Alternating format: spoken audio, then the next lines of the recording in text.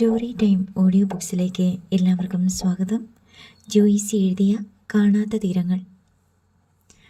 രാജഗോപാലിൻ്റെ വീട്ടിൽ നിന്ന് തിരിച്ചെത്തിയ ഉടൻ തന്നെ ഹരിപ്പാട്ടേക്ക് തിരിക്കാനൊരുങ്ങിയ ജയദേവൻ നമ്പ്യാരെ ചായ കഴിച്ചിട്ട് പോയാൽ മതിയെന്ന് പറഞ്ഞ് നിർബന്ധിച്ചാണ് സുധാകരൻ നായർ പിടിച്ചു നിർത്തിയത്.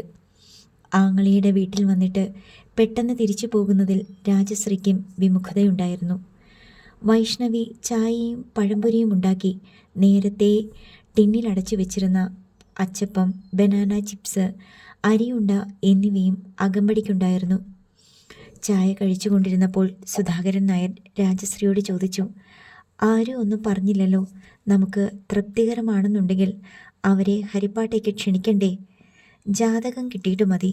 ജാതകപ്പൊരുത്തം ഇല്ലെങ്കിൽ പിന്നെ എന്ത് ചെയ്തിട്ടും കാര്യമില്ലല്ലോ, ജയദേവൻ നമ്പ്യാർ പറഞ്ഞു. അതവരുടെ കയ്യിൽ ഇല്ലെന്നല്ലേ പറഞ്ഞത്? വൈഷ്ണവി പറഞ്ഞു. ജാതകം ഇല്ലെന്ന് പറഞ്ഞാൽ എങ്ങനെയാ? അവനവൻ്റെ തറവാടിൻ്റെ പ്രമാണം പോലെ സൂക്ഷിച്ചു വെക്കേണ്ടതല്ലേ? ആ പ്രളയത്തിൻ്റെ കാലത്ത് മിസ്സായി കാണും. ആയിക്കോട്ടെ, നമുക്ക് ജനിച്ച സമയവും തീയതിയും നക്ഷത്രവും കിട്ടിയാൽ മതി. അതെന്തായാലും കിട്ടും, സുധാകരൻ നായർ അഭിപ്രായപ്പെട്ടു. ബിന്ദുജ ഇതുവരെ ഒന്നും പറഞ്ഞില്ലല്ലോ. വൈഷ്ണവി മിണ്ടാതെ ചായ കുടിച്ചുകൊണ്ടിരുന്ന ബിന്ദുജയെ തോണ്ടി. എല്ലാവർക്കും ഇഷ്ടപ്പെട്ടല്ലോ, ഇനി പ്രത്യേകിച്ച് എന്ത് പറയാനാ?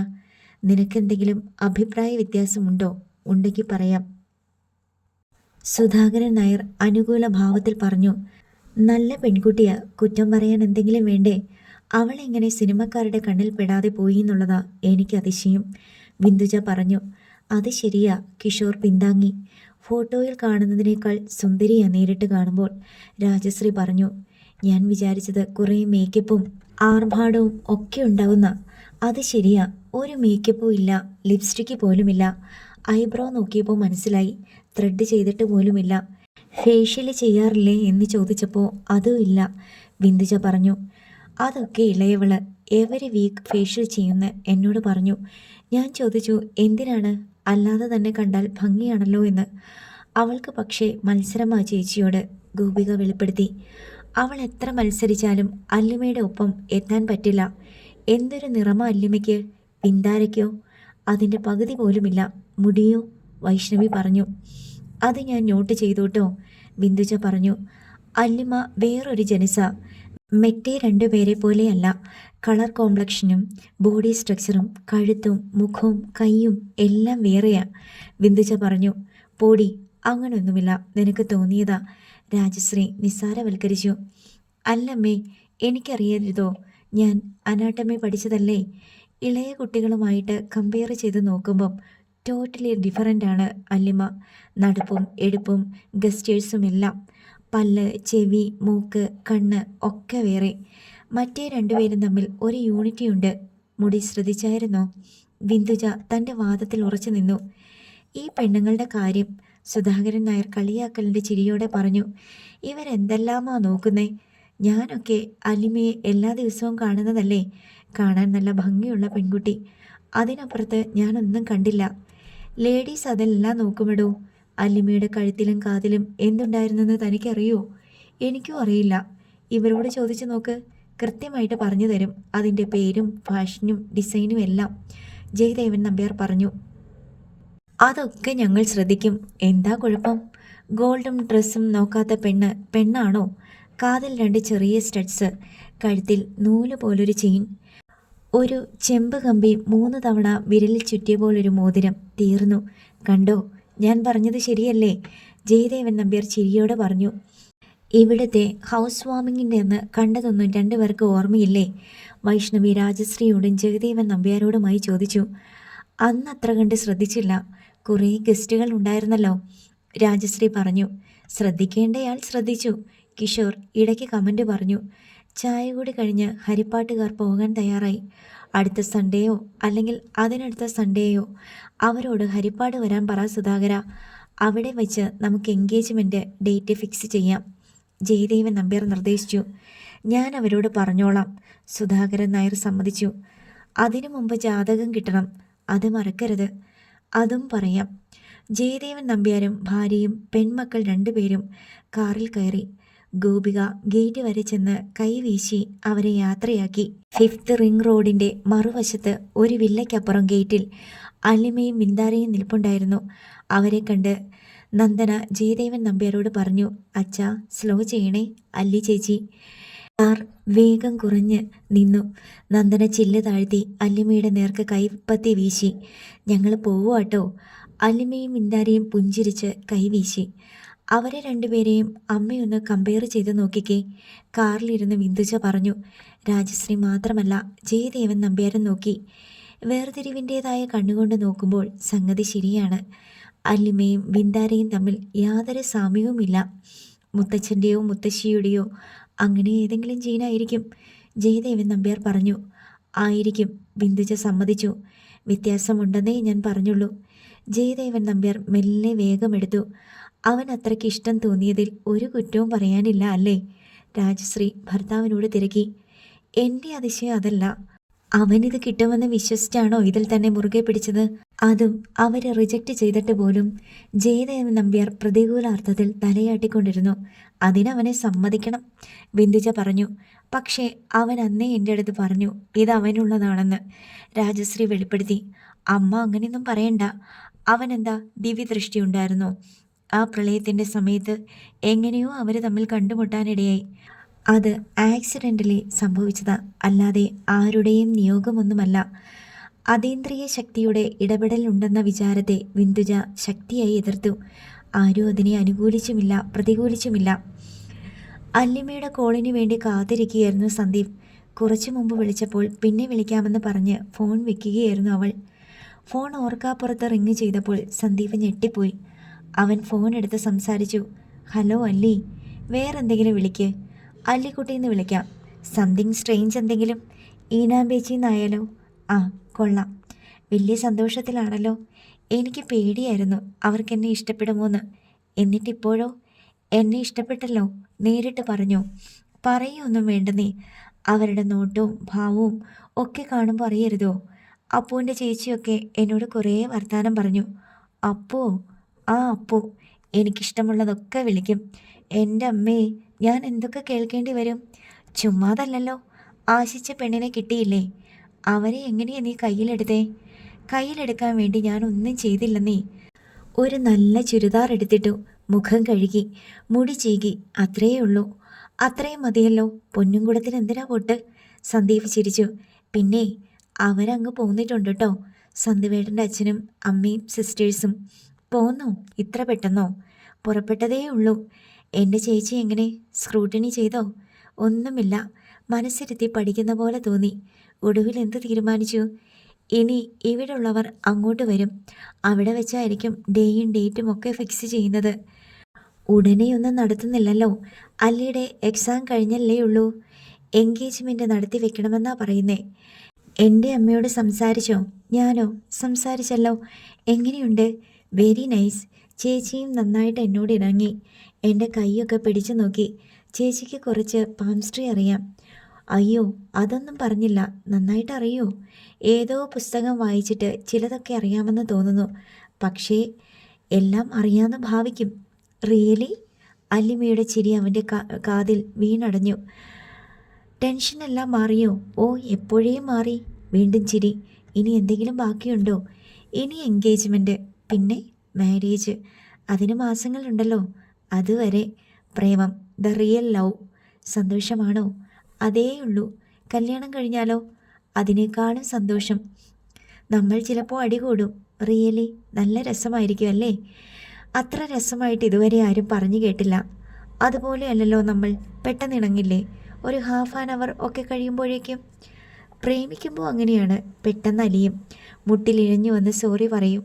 പോട്ടേടാ ചക്കരയെന്നൊക്കെ പറഞ്ഞ് കെട്ടിപ്പിടിച്ച് ആശ്വസിപ്പിക്കും. കല്യാണം കഴിഞ്ഞു അങ്ങനെയൊക്കെ ആവാലോ. എന്താ പ്രശ്നം? അഹങ്കാരം, ഈഗോ. വേണമെങ്കിൽ എൻ്റെ അടുത്തോട്ട് വരട്ടെ എന്ന് വിചാരിച്ച് മസിൽ പിടിച്ചിരിക്കും, സന്ദീപ് പറഞ്ഞു. ഒരാളല്ലേ ഇരിക്കൂ, മറ്റേ ആൾക്ക് വരാമല്ലോ. ഇല്ലില്ല, രണ്ടുപേരും അങ്ങനെ ഇരിക്കും. അങ്ങനെയാണോ എല്ലാവരും? കല്യാണം കഴിഞ്ഞാൽ അങ്ങനെയാണത്രേ. അതെന്താ അങ്ങനെ? അതാ പറഞ്ഞത്, ഈഗോ. നമ്മൾ അങ്ങനെയൊന്നും അല്ല കേട്ടോ. സന്തു പിണങ്ങിയിരുന്ന ഞാൻ അങ്ങോട്ട് വരും. അല്ലിമയുടെ സ്വരത്തിൽ അല്പ സങ്കടവും കൊഞ്ചലും ഉണ്ടെന്ന് സന്ദീപിന് തോന്നി. അത് രണ്ടും ഒരേ സമയം കലർന്നത് അവൻ ഇഷ്ടപ്പെട്ടു. തേനിലേക്ക് പൂമ്പൊടി വീണ് കുതിർന്ന പോലെ. ഉച്ചയൂണ് കഴിഞ്ഞ് ശ്രീലക്ഷ്മി ഓഫീസ് ചെയറിലേക്ക് വന്നിരുന്നതേയുള്ളൂ. മൊബൈൽ റിങ് ചെയ്യാൻ തുടങ്ങി. അവർ ഫോൺ എടുത്തു. മറുവശത്ത് രാജഗോപാലായിരുന്നു. ലക്ഷ്മി, രവിചേട്ടൻ മരിച്ചുപോയി 1 മണിക്കൂർ മുമ്പ്. നമുക്ക് പോകണമല്ലോ. പ്രതീക്ഷിച്ച മരണമായതിനാൽ ശ്രീലക്ഷ്മിക്ക് ഞെട്ടലൊന്നും ഉണ്ടായില്ല. അതറിയാവുന്നതുകൊണ്ടാണ് രാജഗോപാൽ മുഖവരിയില്ലാതെ തുറന്നു പറഞ്ഞതും. നാളെയാണ് ഫ്യൂണറൽ. മിക്കവാറും ഉച്ചയ്ക്ക് മുമ്പ്. ഇന്ന് തന്നെ പോണം രാജേട്ടാ. ചേച്ചിയുടെ അടുത്തിരിക്കാൻ ഞാനല്ലാതെ വേറെ ആരാ? ശരി, അരമണിക്കൂർ നേരത്തെ ഇറങ്ങാൻ നോക്കണം. കോൾ ഡിസ്കണക്റ്റായി. ശ്രീലക്ഷ്മി ഫോൺ താഴെ വയ്ക്കാൻ മറന്ന് അല്പനേരം കൂടി അങ്ങനെയിരുന്നു. സിന്ദൂരം മാഞ്ഞ് വൈദവ്യത്തിൻ്റെ മാറാപ്പേന്തുന്ന സഹോദരിയുടെ മുഖമായിരുന്നു ശ്രീലക്ഷ്മിയുടെ മനസ്സിൽ. രവീന്ദ്രൻ നായർ മുഴുക്കുടിയനായിരുന്നുവെന്ന് എല്ലാവർക്കും അറിയാവുന്ന കാര്യമാണ്. കരൾ രോഗം മൂർച്ഛിച്ച് അനേകം തവണ ആശുപത്രിയിൽ പ്രവേശിപ്പിച്ച് ചികിത്സിച്ചിട്ടുണ്ട്. ഇനി തുള്ളി പോലും കുടിക്കരുതെന്ന് ഡോക്ടർമാർ ശാസിച്ചയക്കും. വസുന്ധര ചേച്ചി രവിചേട്ടനെയും കൊണ്ട് ഏതെല്ലാം ഡി അഡിക്ഷൻ സെൻ്ററുകളിൽ പോയി അലഞ്ഞിട്ടുണ്ടെന്ന് ശ്രീലക്ഷ്മി ഓർക്കാൻ ശ്രമിച്ചു. രവിചേട്ടനെ മദ്യപാനത്തിൽ നിന്ന് പിന്തിരിപ്പിച്ച് ആയുസ് നീട്ടിയെടുക്കാനുള്ള ചേച്ചിയുടെ തീവ്രയത്നങ്ങളെ രവിചേട്ടൻ ഒരു ക്വാർട്ടർ ബോട്ടിൽ മദ്യം കൊണ്ട് നിഷ്പ്രയാസം പരാജയപ്പെടുത്തുകയായിരുന്നു പതിവ്. ഇനി മദ്യപിച്ചാൽ ജീവിച്ചിരിക്കില്ലെന്ന ഡോക്ടറുടെ മുന്നറിയിപ്പുകൾക്ക് രവിചേട്ടനെ തടയാൻ കഴിയുമായിരുന്നില്ല. രക്തം ഛർദ്ദിച്ചും മറ്റും ആശുപത്രിയിൽ പ്രവേശിപ്പിക്കുമ്പോൾ ഇതോടെ ആയുസ് തീരുമെന്ന് എല്ലാവരും കരുതും. ഡോക്ടർമാരെ പോലും അമ്പരപ്പിച്ചുകൊണ്ട് രവിചേട്ടൻ ഹോസ്പിറ്റലിൽ നിന്ന് ജീവനോടെ തിരിച്ചു പോകും. അപ്പോഴും ഡോക്ടറുടെ അന്ത്യശാസനം ഉണ്ടാകും. ഇനി ഒരു തുള്ളി പോലും കുടിക്കരുത്. കുടിച്ചാൽ ജീവിച്ചിരിക്കില്ല.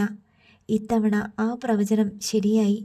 ശ്രീലക്ഷ്മി അടൂരിലേക്ക് വിളിച്ച് ചേച്ചിയെ ഫോണിൽ കിട്ടുമോ എന്ന് ശ്രമിച്ചു നോക്കി. ഫോൺ സ്വിച്ച്ഡ് ഓഫ് എന്ന് അറിയിപ്പ് കിട്ടി. ശ്രീലക്ഷ്മി അല്ലിമയെ വിളിച്ച് വിവരമറിയിച്ചു. ഇന്ന് തന്നെ അടൂരിലേക്ക് പുറപ്പെടേണ്ടി വരും. റെഡിയായിരിക്കണം.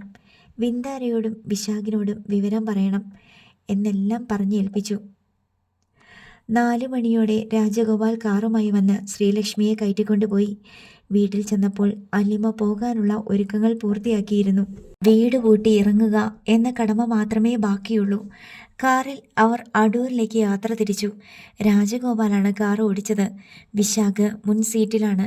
സ്ത്രീകൾ 3 പേരും ബാക്ക് സീറ്റിൽ. അമ്മയ്ക്ക് സങ്കടമുണ്ടോ? അല്ലിമ ശ്രീലക്ഷ്മിയുടെ കൈയെടുത്ത് മടിയിൽ വെച്ച് വിരലുകളിൽ തെരിപ്പിടിച്ചു. സങ്കടമുണ്ടോയെന്ന് ചോദിച്ചാൽ ഒരു ജീവനല്ലേ പോയത്? 62 വയസ്സ്, മരിക്കേണ്ട പ്രായമാണോ? എൻ്റെ ചേച്ചി വിധവയായി. നന്നായി, രാജഗോപാൽ പറഞ്ഞു. കുറച്ചു കാലം കൂടി ജീവിച്ചിരുന്നെങ്കിലോ? ഓരോ തവണ ഹോസ്പിറ്റലിൽ നിന്ന് ഇറങ്ങുമ്പോഴും 10,000-ങ്ങളായിരുന്നു ബില്ല്.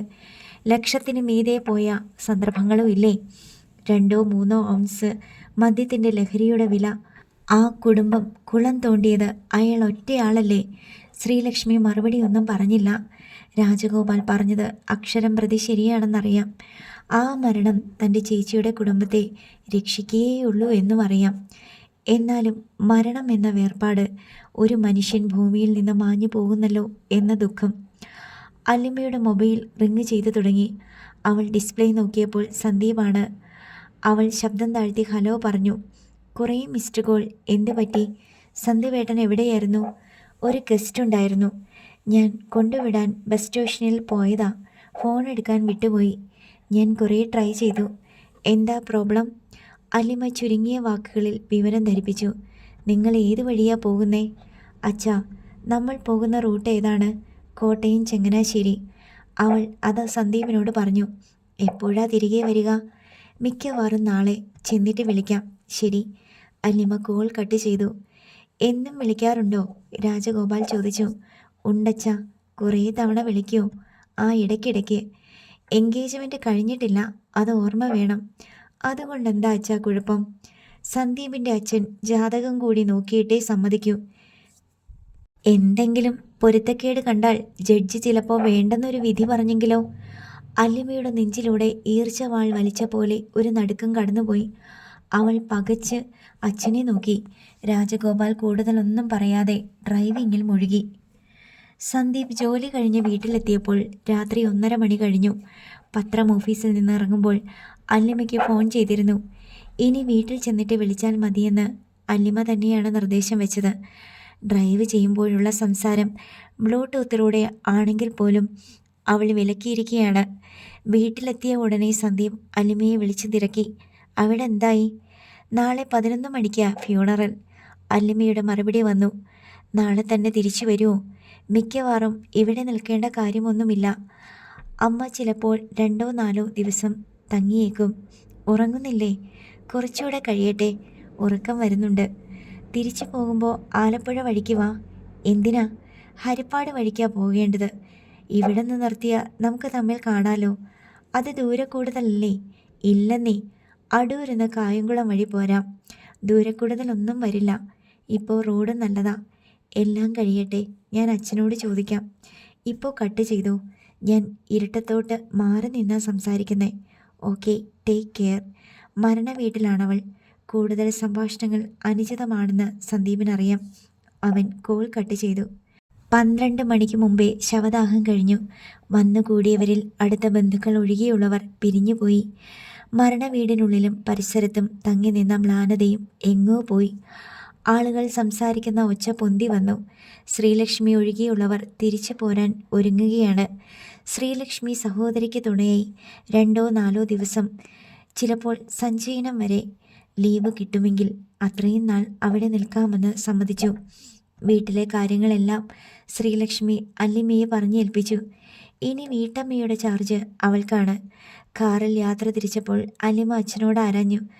നമുക്ക് ആലപ്പുഴ വഴി പോയാലോ അച്ഛാ? അതിത്തിരി ദൂരെ കൂടുതലല്ലേ? ആണോ?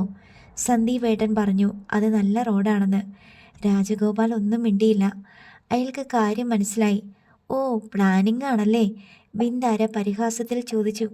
എന്ത് പ്ലാനിങ്? അല്ലിമ അറിയാത്ത പോലെ നടിച്ചു. അച്ഛാ, ആലപ്പുഴ വഴി പോയാൽ നമ്മൾ ഹരിപ്പാട് ടച്ച് ചെയ്യുമോ? ബിന്ദാര ചോദിച്ചു. ആ, NH-47 ഹരിപ്പാട് വഴിയാണ് പോകുന്നത്. അമ്പടി, വെറുതെയല്ല. ബിന്ദാര എല്ലാം മനസ്സിലായെന്ന മട്ടിൽ അല്ലിമയെ നോക്കി തലകുലുക്കി. അച്ഛൻ സമ്മതിച്ചില്ലല്ലോ അതുവഴി പോകാമെന്ന്. പിന്നെന്താ? അല്ലിമ തർക്കിച്ചു. പോകരുതച്ഛാ, നമുക്ക് വന്ന വഴി തന്നെ തിരിച്ചു പോയാൽ മതി, ബിന്ദാര നിർദ്ദേശിച്ചു. അസൂയ, കുശുമ്പ്. അല്ലിമ പിറുപിറുത്തു. ദേ, അച്ഛൻ കായംകുളം റോഡിലേക്ക് തിരിഞ്ഞു. സൈൻ ബോർഡ് നോക്കിയിട്ട് വിശാഖ കൈ ചൂണ്ടി. അച്ഛാ, ബിന്ദാര വിളിച്ചു. അത് ഹിന്ദിയിൽ പറഞ്ഞതായിട്ട് കരുതിയാൽ മതി. പ്രശ്നം സോൾവായി. വിശാഖ് പറഞ്ഞത് കേട്ട് അല്ലിമ ചിരിച്ചു. ഓ, തമാശ. എനിക്കത്ര ഇളിയൊന്നും വരുന്നില്ല. ബിന്ദാര ചുണ്ടുകൂട്ടി. അല്ലെങ്കിലും അച്ഛൻ എപ്പോഴും ഇങ്ങനെയാ. അല്ലി ചേച്ചി എന്ത് പറഞ്ഞാലും സാധിച്ചു കൊടുക്കും. ഞാനാ പറഞ്ഞതെങ്കിൽ അച്ഛൻ ഇപ്പം ഗോകർണത്തോട്ട് വിട്ടേനെ കാറ്. പോടി കുശുമ്പി. അല്ലിമ കളിയായി അവളുടെ തോളത്ത് തല്ലി. അച്ഛൻ ആലപ്പുഴ വഴിയാണ് തിരഞ്ഞെടുത്തതെന്നറിഞ്ഞ് അവൾ സന്തോഷവതിയായി. മരിച്ച വീട്ടിൽ നിന്ന് പോവുകയെന്നുള്ള വിചാരം വേണ്ടേ? ബിന്ദാര കുറ്റപ്പെടുത്തി. മരിച്ച വീട്ടിൽ നിന്ന് തിരിച്ചു പോണവർ ജീവിത വിചാരത്തിലോട്ടാണ് പോകേണ്ടത്, അല്ലാതെ മരണവിചാരത്തിലോട്ടല്ല. രാജഗോപാൽ ദൃഢസ്വരത്തിൽ പറഞ്ഞു. കണ്ടോ, ഞാൻ പറഞ്ഞത് വെറുതെയാണോ? ഞാനൊന്ന് കുറ്റപ്പെടുത്തിയപ്പോഴേക്കും അല്ലി ചേച്ചിക്ക് സപ്പോർട്ട് എത്തിക്കഴിഞ്ഞു. ഇവളെ കൊണ്ട് തോറ്റല്ലോ. അല്ലിമ ആശ്ചര്യത്തിൽ അനുജത്തിയെ നോക്കി. ആ, എന്ത് വേണേലായിക്കോ, എനിക്കൊരു പരാതിയില്ല. ബിന്ദാര സീറ്റിൽ കണ്ണടച്ച് ചാരിക്കിടന്നു. അല്ലിയുടെ ഫോണിലേക്ക് സന്ദീപിൻ്റെ കോൾ വന്നു. അടൂരിൽ നിന്ന് പുറപ്പെട്ടോ എന്നവൻ തിരക്കി. ഞങ്ങൾ തിരിച്ചു വന്നുകൊണ്ടിരിക്കുക, അല്ലിമ മറുപടി നൽകി. ആലപ്പുഴ വഴിയാണോ? അതെ. എന്നിട്ട് പറഞ്ഞില്ലല്ലോ. ഇപ്പോഴാണ് ഡിസൈഡ് ചെയ്തത്. കായംകുളം കഴിയുമ്പോൾ ഒന്ന് വിളിക്കൂ? വിളിക്കാം. ശരി, വയ്ക്കട്ടെ. സന്ദീപ് എന്തെങ്കിലും പ്രേമവചനങ്ങൾ, സംബോധനകൾ വാവിട്ട് പറഞ്ഞേക്കുമോ എന്ന് അല്ലിമയ്ക്ക് പേടിയുണ്ടായിരുന്നു. അവൻ പറയുന്നത് കാറിലുള്ളവർക്കെല്ലാം കേൾക്കാമായിരുന്നു. സന്ദീപ് കോൾ കട്ട് ചെയ്തതോടെ അവൾക്ക് സമാധാനമായി. ഇപ്പോൾ എല്ലാവർക്കും മനസ്സിലായല്ലോ പ്രീ പ്ലാൻഡ് ആയിരുന്നെന്ന്. ബിന്ദാരയുടെ കുശുമ്പിന് ജീവൻ വെച്ചു. തിരിച്ചു വരുമ്പോൾ ഹരിപ്പാട് വഴി ചെല്ലുമോ എന്ന് ചോദിച്ചു. അച്ഛനോട് ചോദിക്കട്ടേന്ന് ഞാൻ മറുപടിയും പറഞ്ഞു. ഇതാണോടി വലിയ പ്ലാനിങ്? അല്ലിമ ചോദിച്ചു. അയ്യോടി പാവം, ഇത്രയും ഇന്നസെൻ്റ് ആകല്ലേ, ബിന്ദാര പരിഹസിച്ചു. ഒരു കുസൃതി പുഞ്ചിരിയോടെ അല്ലിമ അത് വിട്ടുകളഞ്ഞു. സന്ദീപിൻ്റെ ഉത്സാഹം കണ്ട് രാജശ്രീ പറഞ്ഞു. നീ ആദ്യം നിലത്ത് കാലുറപ്പിച്ച് നിൽക്ക്. അമ്മ കളിയാക്കണ്ട. അവർ വരുമ്പോൾ എന്തെങ്കിലും ഉണ്ടോ കൊടുക്കാൻ? ഫ്രൂട്ട്സോ സ്നാക്സോ വാങ്ങണോ? ഞാൻ പോയി വാങ്ങിച്ചുകൊണ്ട് വരാം. അവരിങ്ങോട്ട് വരുന്നതല്ലല്ലോ, ഇതിലേ കടന്നു പോകുന്ന വഴി ഒന്ന് കയറുന്നു എന്നല്ലേ ഉള്ളൂ. എന്നാലും ചായയെങ്കിലും കൊടുക്കണ്ടേ അമ്മേ? അതിനൊക്കെയുള്ളത് ഇവിടെയുണ്ട്. അവർക്കൊരു പോരായ്മ തോന്നിയ അമ്മയ്ക്ക് അതിൻ്റെ ക്ഷീണം. എനിക്കെന്താ? ഓ, ഞാൻ സഹിച്ചു. ശരി, അങ്ങനെ ആയിക്കോട്ടെ. സന്ദീപ് കീഴടങ്ങി. അവരെ വിളിച്ചുകൊണ്ട് വന്ന് സൽക്കരിക്കാനുള്ള ഉത്സാഹം വേണ്ടായിരുന്നോ? എന്തായാലും നീ ക്ഷണിച്ചതല്ലേ, വന്നിട്ട് പോട്ടെ. പക്ഷേ അച്ഛൻ ഇത് ഇഷ്ടപ്പെടുമെന്ന് എനിക്ക് തോന്നുന്നില്ല. ഇതിലിപ്പോൾ ഇഷ്ടക്കേടിൻ്റെ കാര്യമെന്താ? എൻ്റെ ഫ്രണ്ട്സ് ആരെങ്കിലും വരുന്നത് പോലെ കരുതിയാൽ പോരെ? അതല്ല, അവർ മരണ വീട്ടിൽ നിന്ന് വരികയല്ലേ. അതിനിടയ്ക്കുള്ള സന്ദർശനമൊക്കെ അച്ഛൻ എങ്ങനെ കരുതുമെന്ന് ആർക്കറിയാം? പല്ലി ചിലയ്ക്കുന്നതിലും കാക്ക കരയുന്നതിലും പൂച്ച കുറുകെ ചാടുന്നതിലുമൊക്കെ അർത്ഥങ്ങൾ കാണുന്ന ആളാണ്. അമ്മ വെറുതെ ഓരോന്ന് പറഞ്ഞ് പേടിപ്പിക്കല്ലേ. അച്ഛൻ വരുന്നതിന് മുമ്പേ അവർ സ്ഥലം വിടും. വരുന്നു, ഓരോ ചായ കുടിക്കുന്നു, പോകുന്നു, അത്രയുള്ളൂ. രാജശ്രീ പുഞ്ചിരി തൂകി. സന്ദീപിൻ്റെ കയ്യിലിരുന്ന മൊബൈൽ ഫോൺ ഇരമ്പി. നോക്കിയപ്പോൾ അല്ലിമയാണ്. എത്താറായിട്ടോ? ഇനി 5 കിലോമീറ്ററേ ഉള്ളൂ. സന്ദീപേട്ടൻ എവിടെയാ? ഞാൻ ഹരിപ്പാട് ജംഗ്ഷനിലുണ്ടാകും. ഓക്കേ, ശരി, വയ്ക്കുക. അമ്മേ, ഞാൻ ചെന്ന് കൂട്ടിക്കൊണ്ട് വരട്ടെ? രാജശ്രീ തലയാട്ടിയത് കാണാൻ നിൽക്കാതെ സന്ദീപ് വേഗം പിന്തിരിഞ്ഞു. അടുത്ത മിനിറ്റിൽ താഴെ സന്ദീപിൻ്റെ കാർ ഇരമ്പുന്ന ഒച്ച രാജശ്രീ കേട്ടു. സന്ദീപ് ഹരിപ്പാട് ജംഗ്ഷനിലെത്തി. 5 മിനിറ്റ് കാത്തുകിടന്ന ശേഷമാണ് രാജഗോപാലും മക്കളും എത്തിയത്.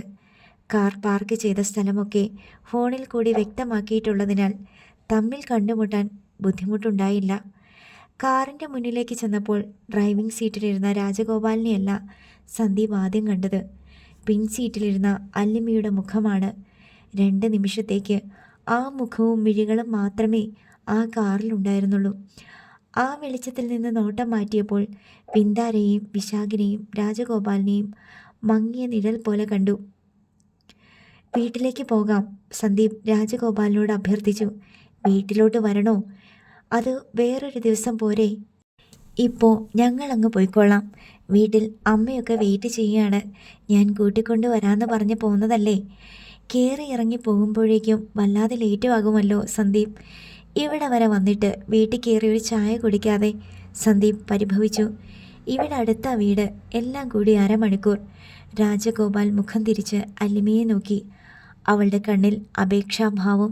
ശരി, രാജഗോപാൽ തലയാട്ടി. ഞാൻ മുമ്പേ പോകാം, എൻ്റെ കാറിനെ ഫോളോ ചെയ്താൽ മതി.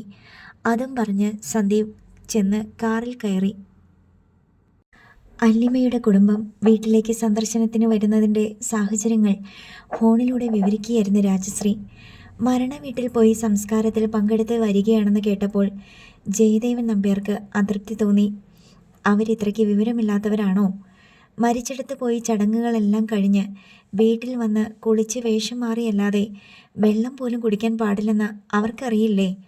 അതെല്ലാം പഴയ ആചാരങ്ങളല്ലേ ജയേട്ടാ. പഴയതെല്ലാം വേണ്ടെന്ന് വെക്കണോ? ഇതിലൊക്കെ ചില ശാസ്ത്രീയ വശങ്ങളുണ്ട്, അതറിയാമോ? ഇപ്പോഴത്തെ കാലത്ത് ഇതൊക്കെ ആര് നോക്കുന്നു? മരിച്ച വീട്ടിലിരുന്ന് ഭക്ഷണം കഴിക്കും, അല്ലെങ്കിൽ പുറത്ത് ഹോട്ടലിൽ കയറി കഴിക്കും, ചിലപ്പോൾ ഫ്രണ്ട്സിൻ്റെ വീട്ടിൽ നിന്ന് കഴിക്കും, അതുമല്ലെങ്കിൽ ഏതെങ്കിലും റിലേറ്റീവ്സിൻ്റെ വീട്ടിൽ ഭക്ഷണം ഉണ്ടാക്കും. പിന്നെ വീട് സന്ദർശനം. ഇതിലൊക്കെ എന്താ ഇത്ര തെറ്റ് പറയാനുള്ളത്? നിനക്ക് എന്തറിയാൻ രാജി? ആചാരങ്ങളൊക്കെ എങ്ങനെയുണ്ടായി? മനുഷ്യൻ ഇന്നത്തേക്കാൾ ഹൈജീനിക് ആയിരുന്നു പഴയ കാലത്ത്. വൃത്തിയും ശുദ്ധിയും നിർബന്ധമായിരുന്നു. മരിച്ച വീട്ടിൽ ഒരു നെഗറ്റീവ് എനർജി ഉണ്ടാവും. അവിടെ വരുന്ന ആരും സന്തുഷ്ടരല്ല. ദുഃഖമറിയിക്കാനും ആചരിക്കാനും വരുന്നവരാണ്. ഒരു മൃതദേഹത്തിന് ചുറ്റും സൂക്ഷ്മാണുക്കൾ ഉണ്ടാകും, അതിൻ്റെ ജീവനെടുത്ത അണുക്കളും. ഇനി അതിനെ ദ്രവീകരിക്കാനുള്ള അണുക്കളും. വന്നു കൂടുന്നവരിലും അടുത്തിടപഴകുന്നവരിലും അതൊക്കെ കയറിപ്പറ്റും. തിരികെ വീട്ടിൽ ചെന്ന് കുളിച്ച് വേഷം മാറുന്നത് ആ അണുക്കളെയെല്ലാം കഴുകിക്കളഞ്ഞ് ശുദ്ധിയാക്കുന്നതിന് വേണ്ടിയാണ്. ജയേട്ടാ, ഇതൊക്കെ വീട്ടിൽ ആദ്യമായിട്ട് വരുന്നവരോട് പറയാൻ കൊള്ളാമോ? പറയണോ? പറയാതെ തന്നെ അവരറിയേണ്ടതല്ലേ? മരണ വീട്ടിൽ നിന്നും ഒന്നും എടുത്തുകൊണ്ട് വരരുത്. ശവപ്പറമ്പിൽ പകൽ നേരത്ത് പോലും തനിച്ച് പോകരുത്. അവിടെ നിന്ന് ഒന്നും തിരികെ കൊണ്ടുപോകരുത്. ഇതൊക്കെ അറിയാത്തവർ ആരാ ഉള്ളത്? ജയേട്ടൻ പഴയ ഒരുപാട് വിശ്വാസങ്ങൾ മനസ്സിൽ വെച്ചുകൊണ്ട് നടക്കുന്ന പോലെയാണോ എല്ലാവരും? രാജി, 3-4 മാസത്തിനകം ഐശ്വര്യമായിട്ട് വലതുകാല് വെച്ച് നമ്മുടെ വീട്ടിൽ കയറി വരേണ്ട പെണ്ണ ഒരു മരിപ്പിന് പോയിട്ട് തിരിച്ചു വരുന്ന വഴി വീട്ടിലേക്ക് വരുന്നത്. അത് തന്നെ അപശകുനം. ഇതൊക്കെ ശരിയാണെന്ന് നിനക്ക് തോന്നുന്നുണ്ടോ? ജയേട്ടൻ എന്തൊക്കെ പറഞ്ഞാലും അവരിപ്പം തന്നെ ഇവിടെത്തും. കൂട്ടിക്കൊണ്ടുവരാൻ സന്തു പോയിട്ടുണ്ട്. ജയേട്ടൻ എത്താൻ പറ്റുമോ? 1 മണിക്കൂർ മതിയല്ലോ ആലപ്പുഴയിൽ നിന്ന് ഇങ്ങോട്ട്. ഞാൻ വരുന്നില്ല. ഞാൻ വരാതിരിക്കുന്നതാ നല്ലത്. എൻ്റെ മുഖം ഇപ്പോൾ അവർ കണ്ട ശരിയാവില്ല. അവരോട് വെയിറ്റ് ചെയ്യാൻ പറയണ്ടല്ലോ. വേണ്ട, ഒരു ചായ കൊടുത്ത് വേഗം ഒഴിവാക്കിയേക്കണം. വലിയ സൽക്കാരത്തിനും വീട് കാണിക്കാനും ഒന്നും നിൽക്കണ്ട. എന്തൊരു മര്യാദക്കേടാ ഇതൊക്കെ. ശരി, വെച്ചോട്ടെ. സന്തുവിനെ വിളിച്ച് പറ മുൻവാതിലിൽ കൂടി അവരെ വീട്ടിലേക്ക് കയറ്റരുതെന്ന്. പിന്നെ അവരെങ്ങനെ വീട്ടിൽ കയറും? പടിഞ്ഞാറേ വരാന്തയിലുള്ള കോണിപ്പടി വഴി അവരെ ആദ്യം മുകളിലോട്ട് കൊണ്ടുപോട്ടെ. അവൻ്റെ റൂം കാട്ടിക്കൊടുക്കാനാണെന്ന് പറയാലോ. എന്നിട്ട് അകത്തെ സ്റ്റെയർകേഴ്സ് വഴി താഴേക്ക് വരാമല്ലോ. അങ്ങനെ ചെയ്താൽ മതി. എന്ത് കഷ്ടമാ ജയേട്ടാ ഇതൊക്കെ. എടോ, തന്നോട് പറഞ്ഞത് മനസ്സിലായില്ലേ? ആ പെണ്ണ് വലതുകാലം വെച്ച് കയറി വരേണ്ട വാതിലാ പൂമുഖത്തുള്ളത്. മരിപ്പിന് പോയിട്ട് വരുന്ന വഴി അതിലേ തന്നെ കയറ്റണോ? ശരി ശരി, ഞാൻ അവരോട് പറയാം. കട്ട് ചെയ്യുക. ഓക്കെ. രാജശ്രീ കോൾ കട്ട് ചെയ്തിട്ട് വേഗം സന്ദീപിനെ വിളിച്ചു. 2 തവണ റിങ് ചെയ്ത് തീർത്തു. 3ാമത് വിളിച്ചിട്ടാണ് ഫോണിൽ കിട്ടിയത്. നീ എന്താ സന്തു ഫോൺ എടുക്കാത്തത്? ഡ്രൈവ് ചെയ്യുവോ അമ്മേ? എത്താറായി. അവരുണ്ടോ കൂടെ? ആ ഉണ്ട്. എന്താ? അവർ കേൾക്കാതെ ഞാൻ പതിയെ പറയാമേ. കാറിലെ ബ്ലൂടൂത്ത് ഓൺ ആണോ? അല്ല, ഹെഡ്സെറ്റ് വെച്ചിട്ടുണ്ട്. നീ അവരെ പുറത്തെ പഴയ സ്റ്റെയർകേസ് വഴി മുകളിലോട്ട് കൊണ്ടുപോകണം ആദ്യം.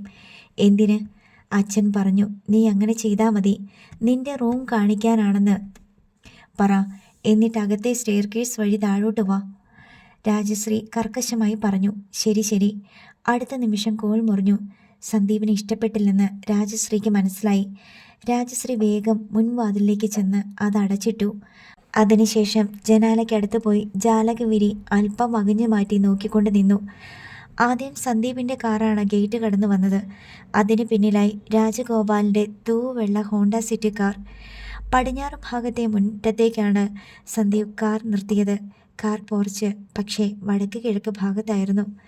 സന്ദീപ് സീറ്റ് ബെൽറ്റ് അഴിച്ച് വേഗം കാറിൽ നിന്നിറങ്ങി. ഹോണ്ട സിറ്റി കാർ അവൻ്റെ കാറിൻ്റെ തൊട്ട് പിന്നിൽ നിർത്തിയിരിക്കുകയാണ്.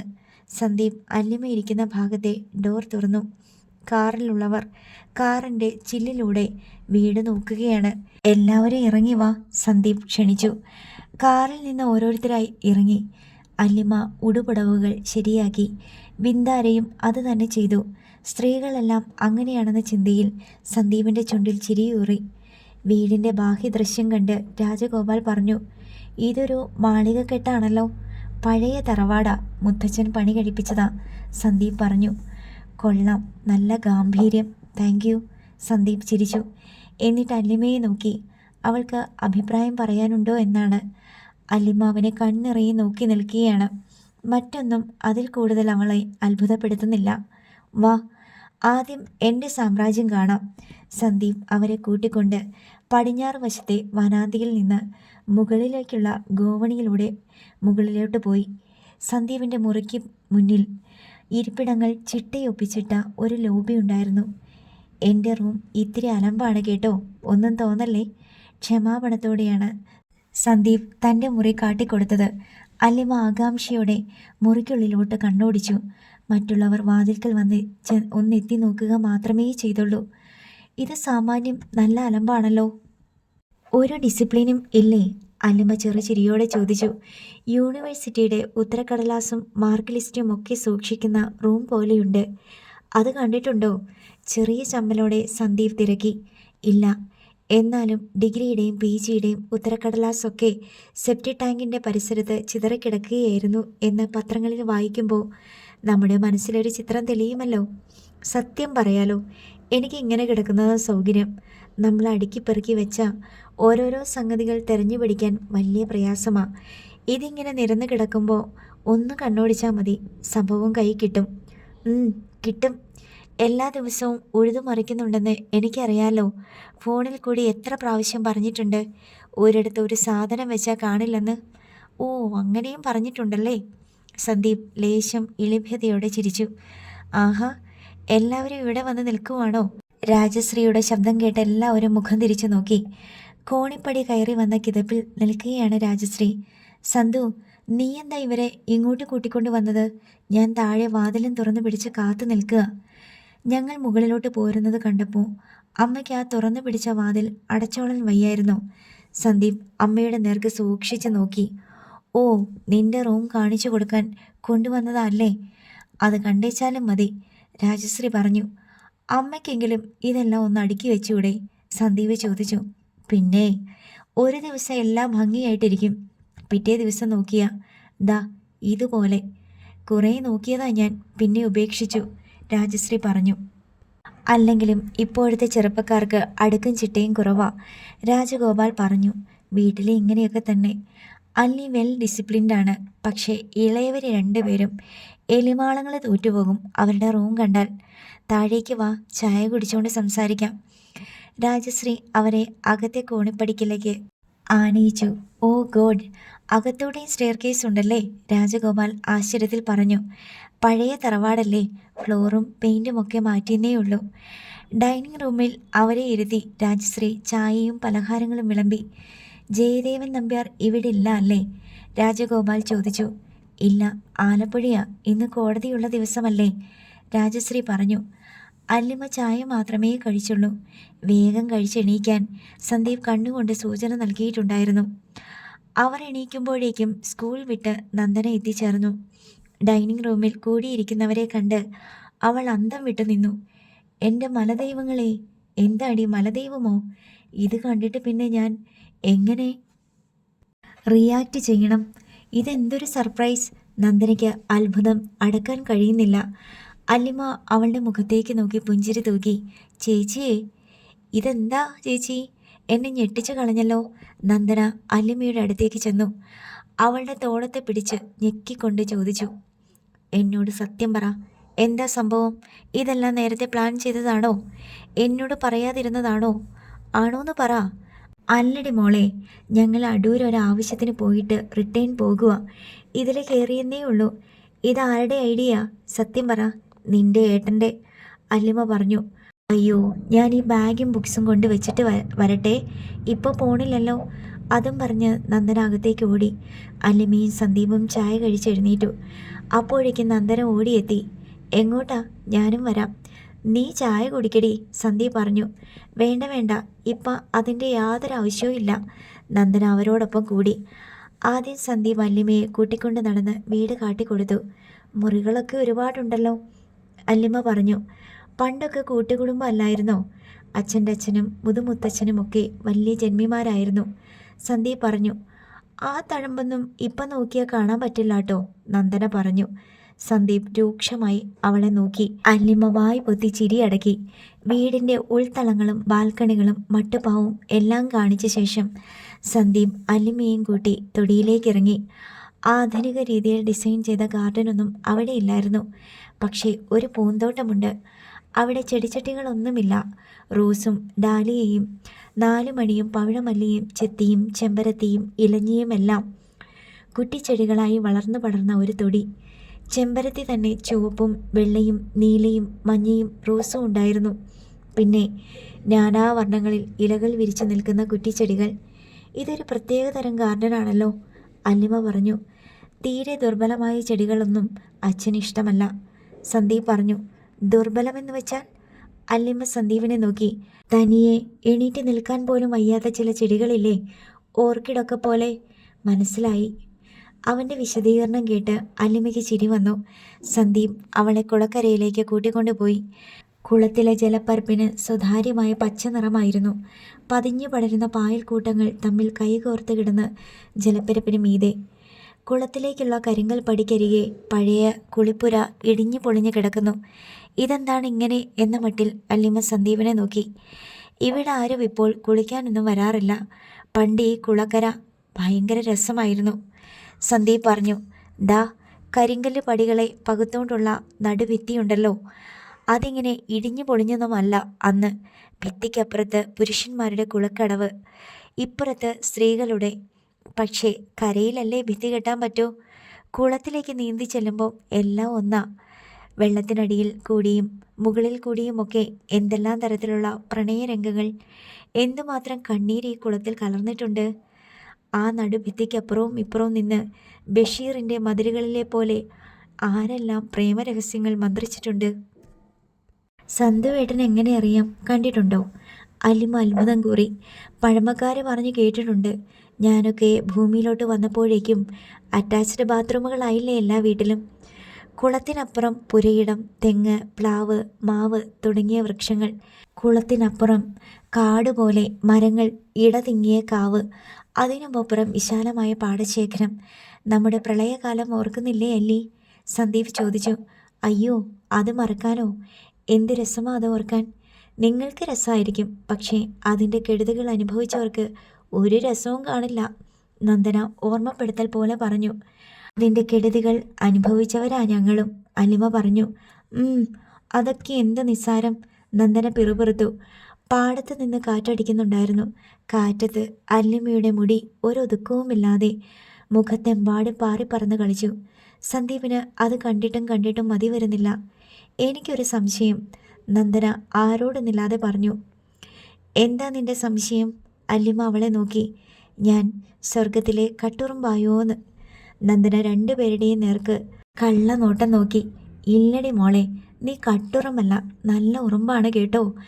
അല്ലിമ അവളുടെ തോളത്ത് കൈയിട്ട് ചിരിച്ചുകൊണ്ട് പറഞ്ഞു. തന്നെയും കൂടി അവൾ അങ്ങനെ ചേർത്ത് പിടിച്ചിരുന്നെങ്കിൽ എന്ന് സന്ദീപ് കൊതിച്ചുപോയി. അടുത്ത ഭാഗം നാളെ.